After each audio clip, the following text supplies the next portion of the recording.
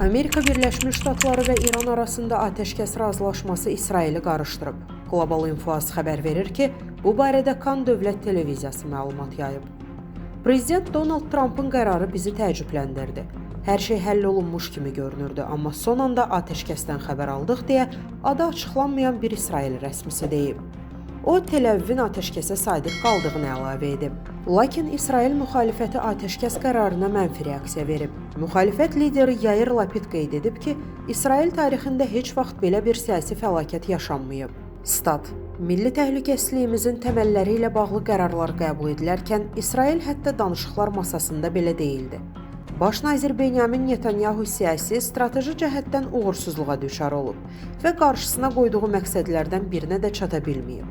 Onun təkəbbürü, səhlənkarlığı və strateji planlaşdırmanın olmamasının yaratdığı ziyanı aradan qaldırmaq üçün illər lazım olacaq. Statın sonu. Əziz izləyicilər, xəbərlərdən məlumat əldə etmək üçün kanalımıza abunə ola bilərsiniz.